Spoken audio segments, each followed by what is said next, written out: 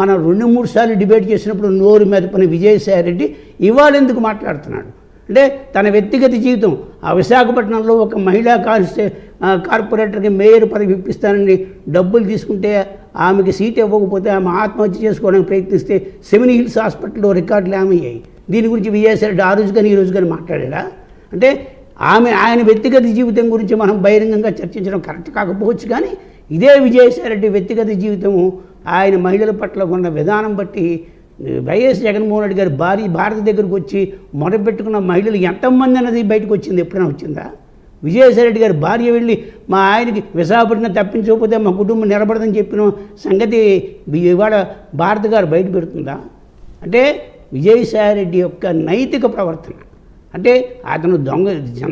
జగన్మోహన్ రెడ్డిని దొంగగా తయారు చేయడం ఆ దొంగతనంలో ఆయన పాత్ర పోషించడం ఆయన గజ దొంగ నెంబర్ 1 A2 A12 అనిపించుకుని ఇవాళ మహిళల పట్ల అంటే ఇవాళ శాంతికుమార్ ఒక ఇష్యూ ఒకటే బయటకు వచ్చింది రాని శాంతికుమార్లు ఎంతమంది ఉన్నారో అది కూడా మనం ఆలోచించాలి ఆయన ఆక్రోశం తట్టుకోలేక ఇవాళ ఎవరు చెప్తున్నాడండి విశాఖపట్నం కార్పొరేటర్లో దాదాపు వైసీపీ 20 మంది కార్పొరేటర్లు శాంతికుమార్ చెప్తే కానీ విజయసాయి రెడ్డిని కావాలని పరిస్థితి ఉంది శాంతికుమార్ కానీ చెప్పమనండి విజయసాయి రెడ్డిని డెనై చేయమని కావస్తాయి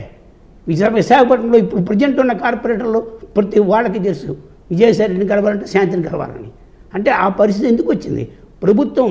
విశాఖపట్నంలో అసిస్టెంట్ కమిషనర్గా ఉన్న ఆవిడ డిప్యూటీ కమిషనర్ ర్యాంకులో హోదాల్లో కూడా పనులు చేస్తే అంతకంటే జాయింట్ కమిషనర్ ర్యాంకుల్లో కూడా హోదాలు ఉన్న ఫైల్స్ కదిపితే దేవాదాయ శాఖ కమిషనర్ ఎందుకు సైలెంట్గా ఉన్నాడు అది మనం ఒక్క వ్యక్తిగత ప్రవర్తనే కాదు ఇది లింక్ ప్రభుత్వానికి ఎక్కడ ఇరుక్కున్నారు లంకెలపాలెం జంక్షన్ దగ్గర ఒక ఎకరం భూమిలో అంటే ఒక ఎకరం భూమిలో 20,000 రూపాయలకి అది లీజుకి ఇచ్చిన దేవాదాయ శాఖ అతను కోట్లు లక్షలు సంపాదిస్తుంది ఎందుకు మాట్లాడలేకపోయింది ఇది